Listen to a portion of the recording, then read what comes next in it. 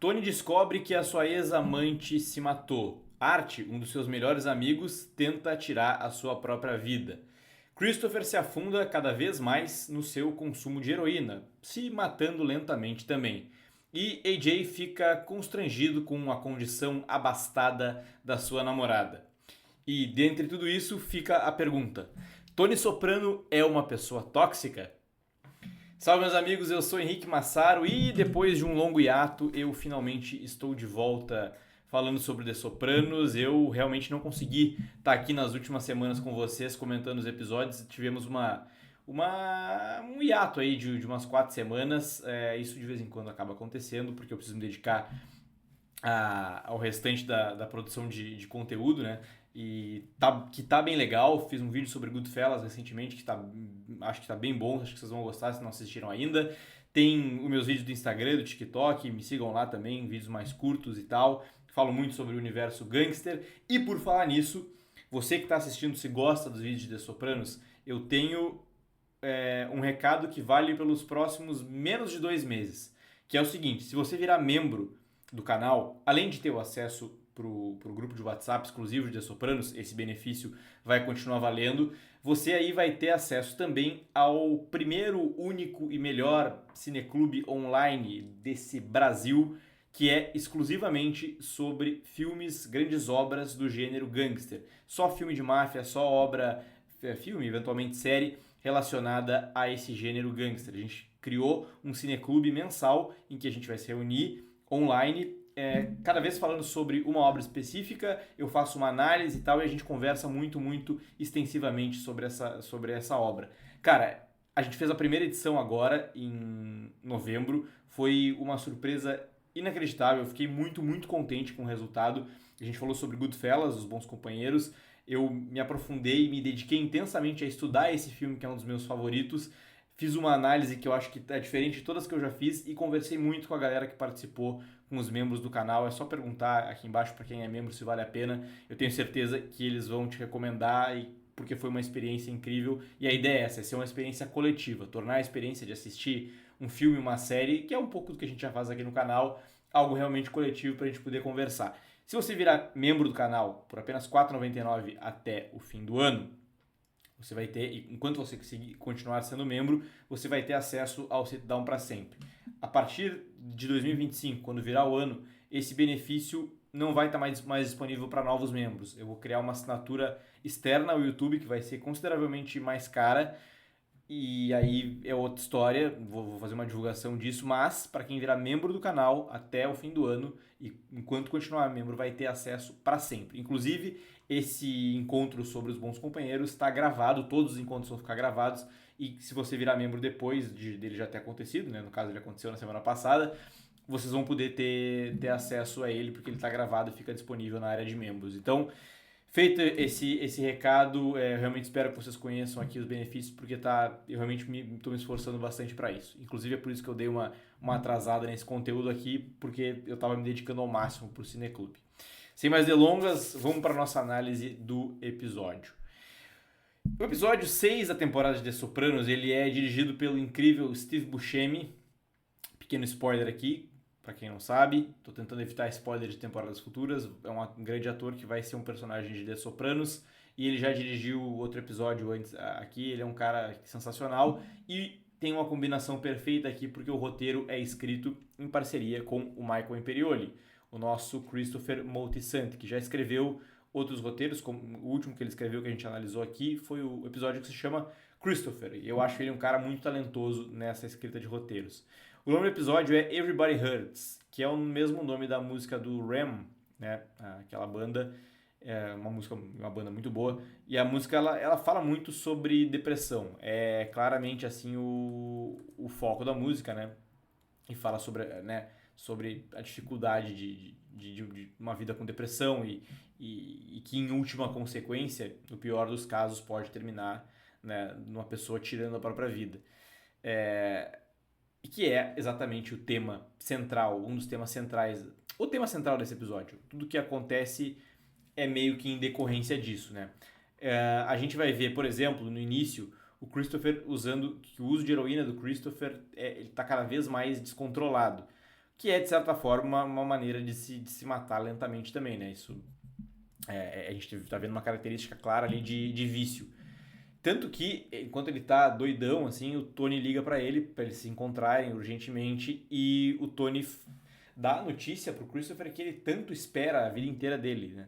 De que ele vai ser o underboss ali. O Tony tá trabalhando pra promovê-lo dentro da máfia, e ele vai se tornar o cara principal depois dele. A ideia do Tony, como ele já disse episódios atrás, a gente já falou sobre isso aqui, é ele se afastando e colocar a nova geração para trabalhar e tal, enquanto ele só ganha o dinheiro dele e fica mais tranquilo. De uma maneira talvez um pouco semelhante como acontece em Nova York, lá com o Carmine Lupertazzi e o Johnny Sack. Ele acha que o Christopher vai ser esse cara para ele. Claramente, e eu não estou dando um spoiler aqui, o Christopher não é esse cara. Dá pra ver, né, no estado que ele se encontra nesse momento. Tanto que ele mesmo vai dizer, eu espero estar à altura. Porque ele no fundo sabe talvez que ele não esteja. Então é óbvio que é uma coisa que vai fazer o Tony quebrar a cara, né? E essa cena, o Tony ainda pergunta pra ele tá bêbado e tal, ele mente que não, tava tomando vinho em casa, mas ele tá claramente muito drogado, né? E essa cena tem ainda, apesar de tudo isso, ela tem um momento muito engraçado que o Tony tá dando um discurso assim super motivacional pro Christopher, você vai ser o cara que vai colocar essa família no século XXI. E o Christopher fala, tá, mas a gente já tá no século XXI, Tony. Fala muito sério. E o Tony fica... A cara que o Tony olha pra ele de desdém é muito reveladora. Inclusive, o abraço que o Tony dá nele depois. Aquilo ali era pra ser um grande momento, né? Uma grande notícia. Ele só dá... Tá, vem cá, dá um abraço, vamos acabar com isso. Então, tem uma camada engraçada nessa cena também. E aí, logo em seguida, na conversa com a Carmela, né? Entre todas as pessoas, o Tony descobre que a Gloria Trillo, sua antiga amante e extremamente obcecada por ele, tirou a própria vida. E aquilo mexe absurdamente com o Tony, né? Tanto que ele... Enfim, isso vai ser o mote do episódio como um todo. Ele vai internalizar aquilo e achar que a culpa foi dele de alguma forma, porque ele não deu o carinho que ela queria e tal. Paralelamente a isso, o Art, um dos melhores amigos do Tony, né, tá sempre querendo ser alguma coisa que ele não é. Isso é uma coisa muito clara.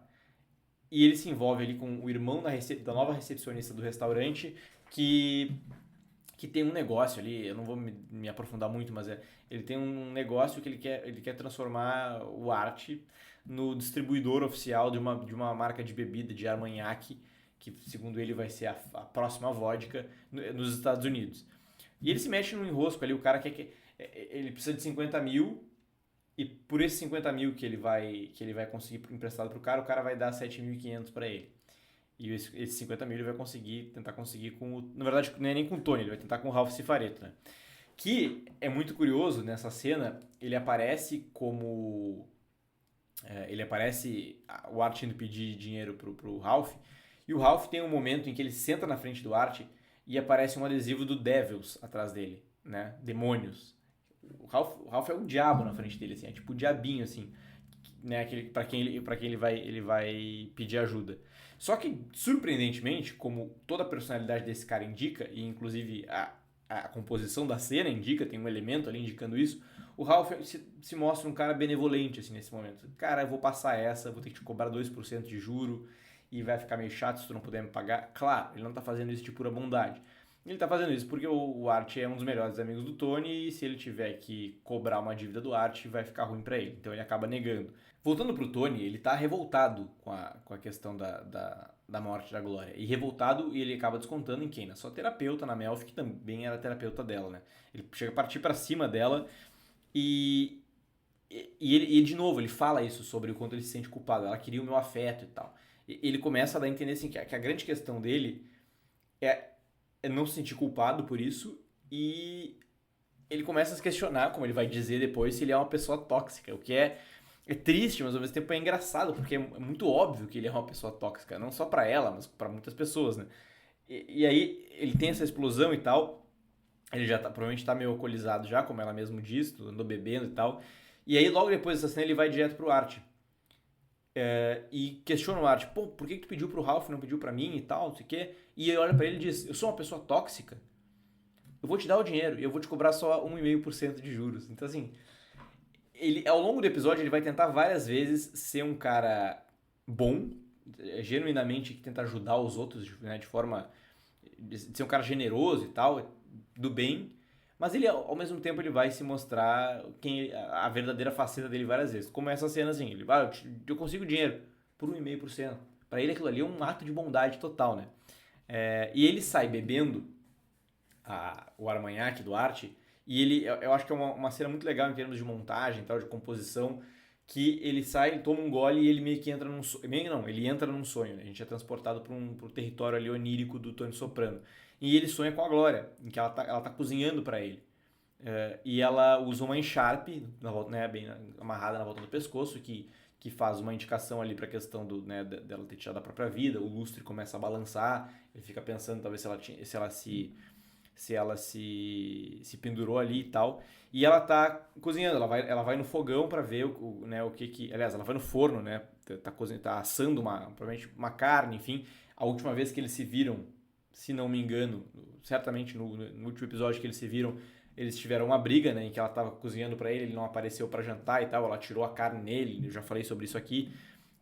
Ela tá assando uma carne ali para ele. E logo depois ele acorda.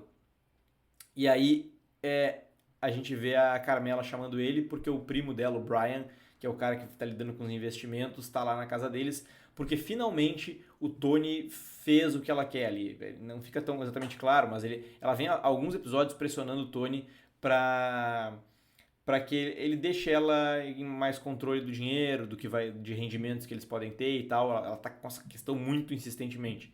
E ela tá vestida exatamente, né, com as mesmas cores, o mesmo tom de preto, que é a roupa escura que a Glória tava no sonho.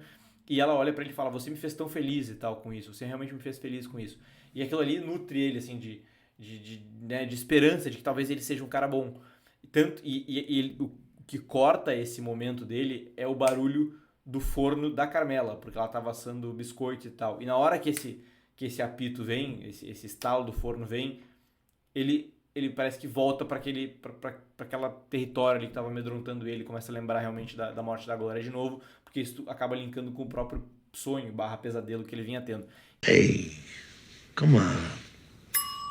That's my lava cookies for the bake sale. Would you like a cup of your coffee? Então é uma montagem e um uso de elemento sonoro, assim, bem sutil, mas que é bem significativo e bem interessante, né?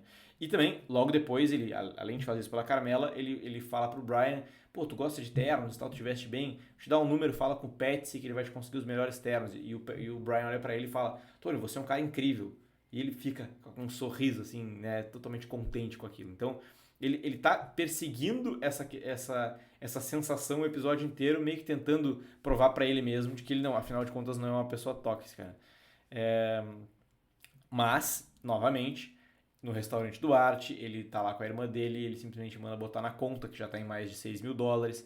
Depois o Art vai conversar com ele e falar que o francês lá não tá retornando as ligações, que ele tá achando que o cara meio que sumiu com o dinheiro, que não vai pagar ele. E aí o Tony diz assim: não. Vai lá e cobra, dá teu jeito, né? Tipo, tu precisa resolver essa situação.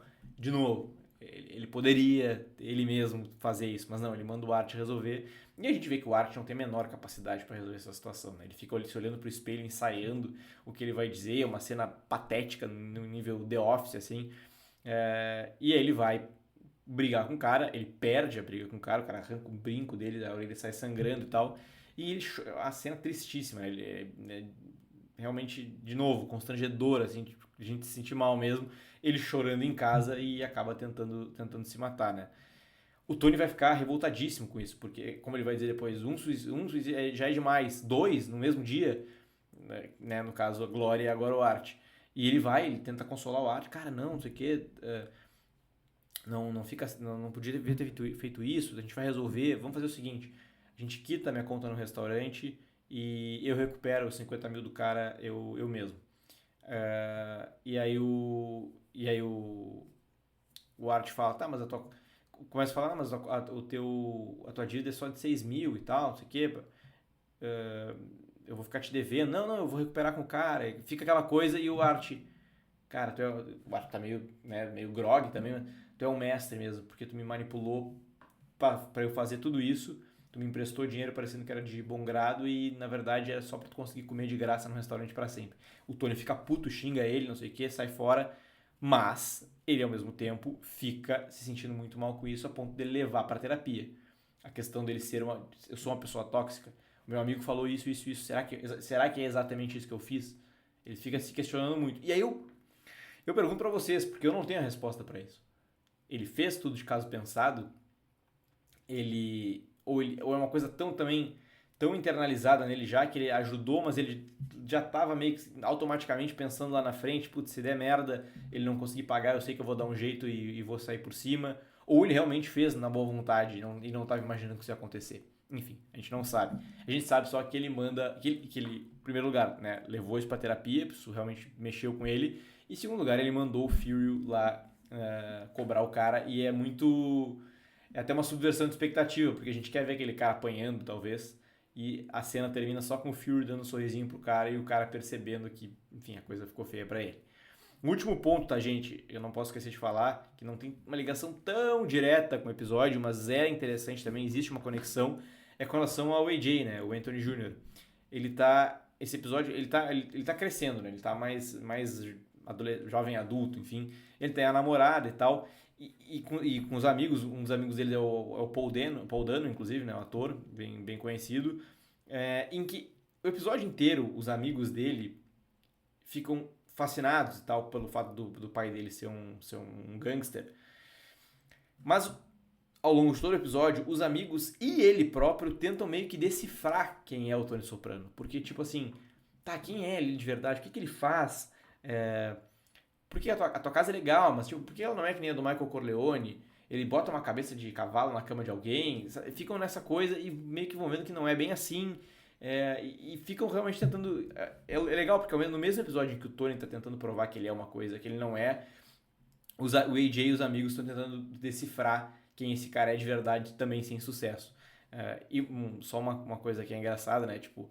É um ponto muito engraçado do episódio. Eles descobrem que o Tony é dono de um strip club, resolvem, porra, vamos lá, né, vamos ver onde é que é. O Luigi não faz a menor ideia e acaba levando eles pro Satriales, e aí os amigos acham que o Satriales é uma casa de strip gay, e esse é engraçado, né.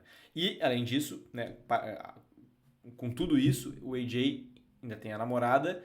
E ele acaba tendo um choque de realidade quando ele vai na casa da namorada. E ele vê a exuberância, que é o luxo em que ela vive. Aquela galera é realmente muito rica. Tem quadro do Picasso, disco original do Rubber Soul dos Beatles. Enfim, a mina vive numa mansão real. O Tony tem muito dinheiro, vive muito bem, sim. Mas riqueza mesmo não é a realidade dele. Essa pessoa, essa guria é rica a ponto dele parecer pobre, né? E ele fica até meio constrangido com isso. E isso é legal também porque reflete muito a questão do declínio da máfia, que é um tema super presente de Sopranos, e o que o Tony diz desde o início, né? Os dias de ouro já passaram e tal, não é mais a época a era dos Corleone que a gente via no cinema e tal. Agora é a máfia ali de Nova Jersey, que quem tá muito no topo, sim, vai viver muito bem, vai ter muito conforto, mas não é rico desse jeito. Isso é outro papo, é outra realidade, é outro universo. Eles não estão nesse ponto. Um dia talvez eles estiveram, mas eles definitivamente não estão mais. Então acho que o arco do AJ é interessante quanto a isso também. Beleza, gente? Era isso que eu tinha para dizer. Até o próximo vídeo, que eu espero não vai demorar tanto para sair. Espero vocês e tchau!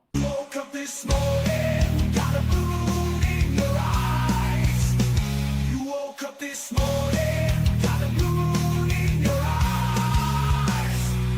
You woke up this morning, the world turned upside down. Things ain't been the same.